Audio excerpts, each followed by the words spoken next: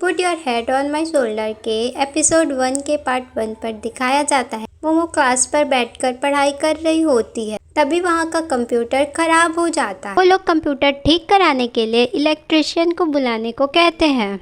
उसी समय गोई वहाँ पे आता है। उसे देखकर सारी लड़कियाँ खुश हो जाती है। वो लोग सभी गोई को इलेक्ट्रिशियन समझ लेते हैं और कंप्यूटर ठीक करने को कहते हैं। तो मैम वहाँ पे कहती है, तुम इलेक्ट्रिशियन नहीं हो तो तुम ठीक क्यों कर रहे हो? गोई कहता है, ये जल्दी ही ठीक हो जाएगा। गोई कंप्यूटर को ठीक कर देता है। फिर वो मोमो की सीट के पास जा रहा होता है। मोमो ये देखकर चौंक जाती है। वो सोचती है ये मेरे सीट पर क्यों आ रहा है।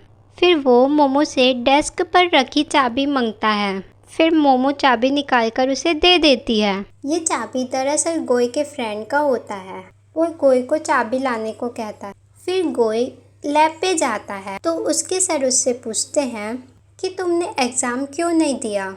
तो गोई कहता है, मैं एडमिट कार्ड लाना भूल गया था, इसके कारण मैं एग्ज़ाम नहीं दे पाया। उसके सर उसे सिफारिश करने को कहते हैं। तो गोई कहता है, अगर मैं ऐसा करूँगा तो दूसरे स्टूडेंट्स के साथ नाइंसाफ़ी होगी, मैं ऐसा नहीं करने वाला। फिर यहाँ पे फूफे मोमो को लंच पर चलने को कहता है। वो दोनों लंच कर रहे होते हैं, तभी मोमो के मोबाइल पे जॉब इंटरव्यू का नोटिफिकेशन आता है। वो फूफे को दिखाती है तो फूफे कहता है कि मैं भी तुम्हारे साथ चलूँगा।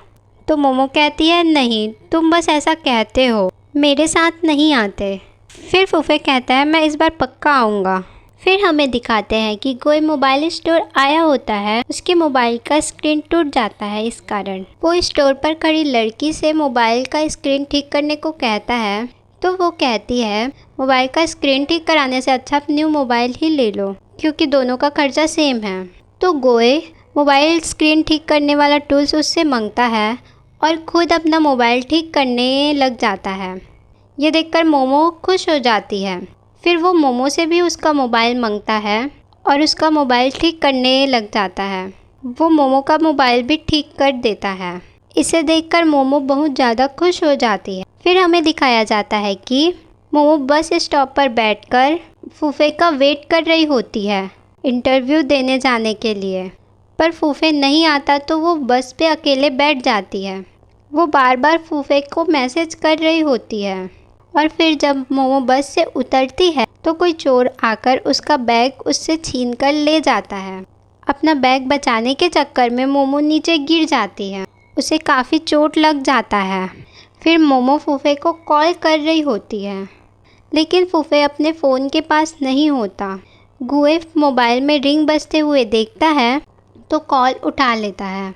फिर मोमो कहती है कि मेरा बैग चोरी हो गया और मुझे चोट भी लग गई है, तुम जल्दी आओ। फिर गोई कहता है कि फूफे यहाँ पे नहीं है, मैं गोए हूँ, मैं उसे ढूंढकर सारी बातें बता देता हूँ। फिर जब मोमो बैठी होती है तो गोई वहाँ पे आता है और कहता है, फूफे मुझे नहीं मिला, इस कारण मैं ही आ गया, और उसे टैक्सी पे बैठा देता है। फिर वो दोनों हॉस्पिटल पहुँच जाते हैं। गोई मोमो को एक जगह बैठने को कहता है। गोई मोमो के लिए व्हील चेयर लाता है। ये देखकर मोमो को काफ़ी शर्म आता है। वो बैठने से मना कर देती है। फिर गोई उसे ज़बरदस्ती बैठाकर डॉक्टर के पास ले जाता है। फिर डॉक्टर उनसे पूछते हैं कि कहाँ पे चोट लगी है और उनसे कहते हैं कि इतनी सी चोट के लिए व्हील चेयर पे बैठाने की ज़रूरत नहीं थी। फिर डॉक्टर मोमो के चोट पे दवाई लगा देते हैं और उन्हें जाने को कहते हैं। गोई फिर से उसे व्हील चेयर पे ज़बरदस्ती बैठा देता है। फिर वो लोग घर जा रहे होते हैं, तभी वहाँ पे फूफे आता है और गोई को थैंक्स कहता है। फिर फूफे मोमो की दवाई लेने के लिए चला जाता है। फिर मोमो व्हील चेयर को खुद चलाने की कोशिश कर रही होती है, लेकिन उससे वो नहीं चलता, जिससे वो परेशान हो जाती है।